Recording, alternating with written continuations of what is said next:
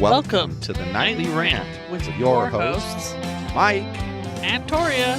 This is the show where we examine society from a sarcastic point of view. If you like insane conversations, this is definitely the show for you. Let's get into today's topic. YPN people, I don't know about you, but I love helping out a friend. That's why I want to shout out my friend Brian Little and his podcast, Your Favorite Blockhead. This is the only show that manages to weave together peanuts and MMA into one heck of an amazing podcast. You can find Your Favorite Blockhead wherever your favorite podcasts reside and at yourfavoriteblockhead.com. Do me a huge favor and listen to Brian's show. You'll be entertained and you'll help out a friend. Now, as I said, let's get into today's topic. So, we have started making the changes that we said we were going to make before our big move, which is coming up in like 6 weeks. Darn fast. One of the things we said was, we needed to leave Mitchell because of his college with a car. And the thought process was we had a few ideas that would pay off the current car and may still pan out and happen. Yeah.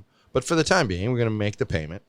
But we knew we needed like an SUV type vehicle for us because when we move, we plan to be more like, go on hikes once in a while. And not like, and I'm not talking about like hikes that kill you and you need pickaxes to climb. I'm just talking about a nice lake. Kind of like, remember when we went to Irvine and we went around that big giant place? Imagine if the middle part was a lake. That'd be pretty. Would be nice. That was also a nice hike. Yeah, but it would be nicer if there was some water and maybe some shade trees and whatnot. You know what I'm saying? Yeah. Like that to me would be the ideal. So that's the problem there. The problem is that we're going looking for hiking? No, the problem is that we need a vehicle to be able to handle the issue of like if it gets dirty. Yeah. So when we were in Australia, we got a rental car, and I can't remember what it was called, but the equivalent in North America of this rental car is the Nissan Rogue. Yes, and then Rogue has a smaller version called the Rogue Sport. So that's what we were interested in looking at first. So we really liked our rental car in Australia. So then, because we had this conversation out loud, and AI is creepy as all fuck, then I start getting ads for Surf City Nissan.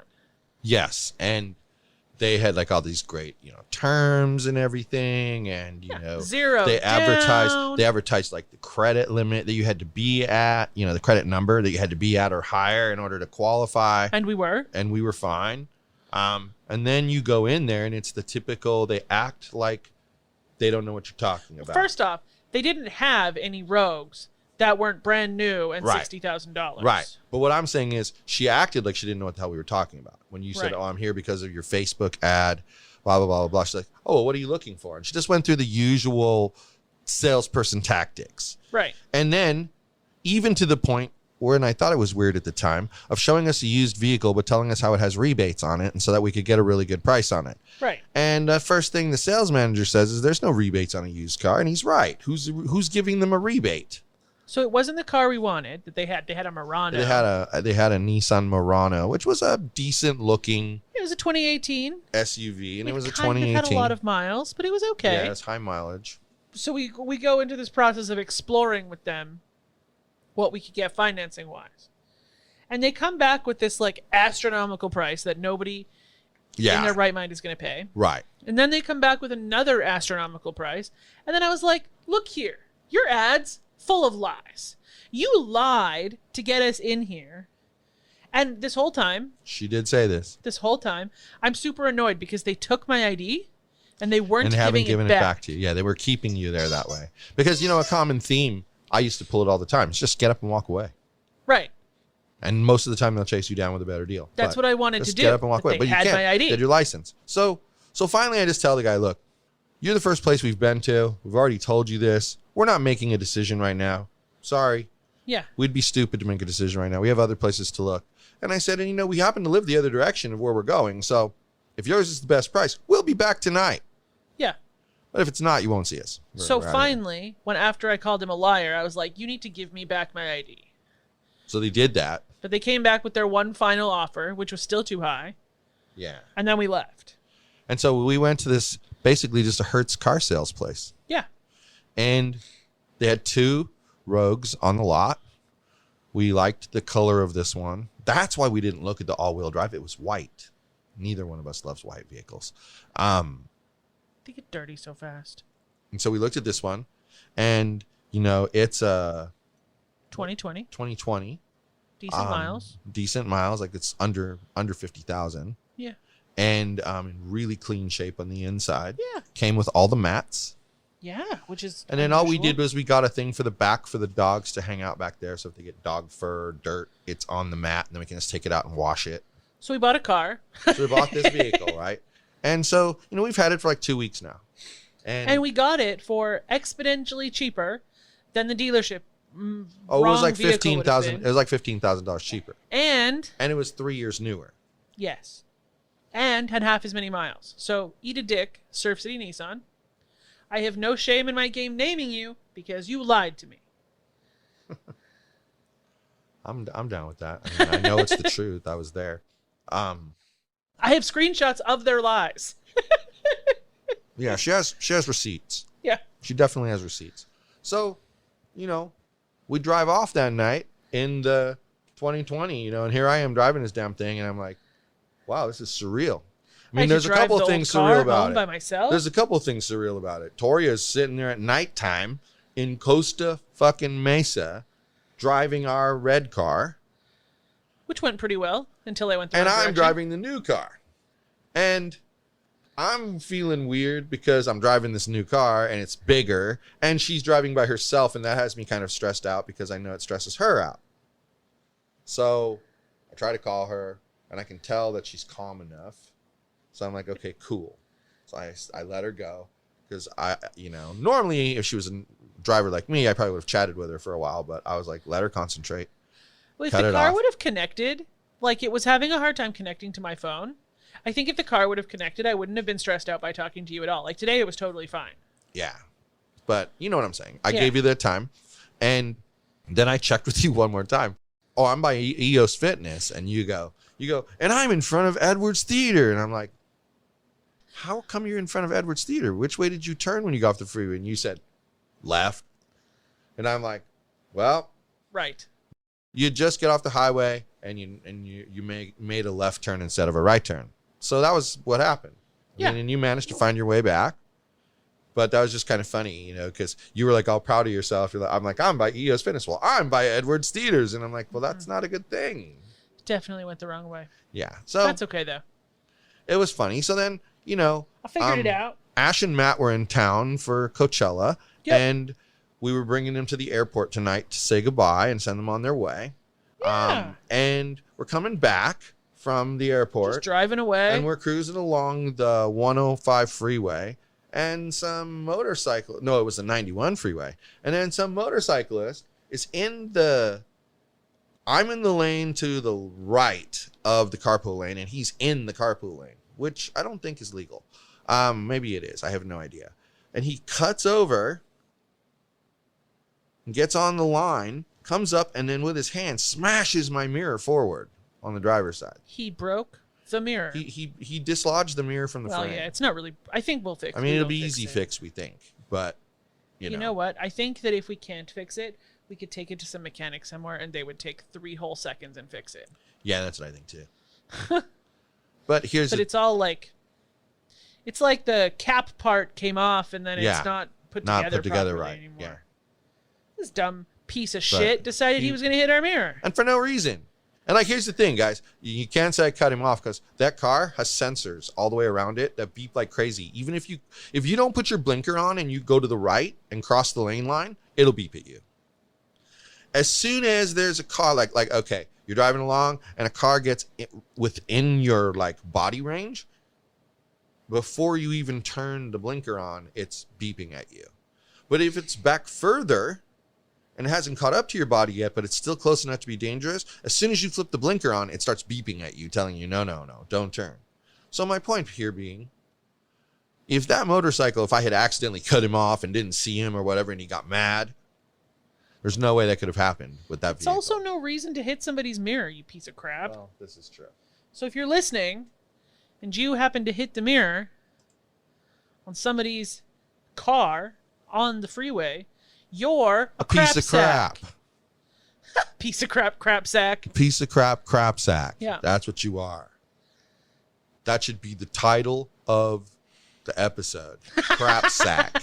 Piece of crap sack. Yeah. Piece of crap sack. That should be the title of the episode. I got to think about that. Anyway, you are a piece of crap sack because, like, why do that to somebody? Why do that? And then you risked your own life because sometimes when people get startled, they turn towards the direction of the startling. And if that had happened, I would have wiped you out going 70 miles an hour. Right. That would not have been good for you. You wouldn't Or have had us. much skin left. Would have been bad all around. Yes. Let's We not would hurt not the have new liked it. SUV. We would not have liked it. You would not have liked it. It would have been a bad thing. So think next time before you act like a stupid, impulsive, moronic jackass. That's all I'm going to say. So tell me something. Okay.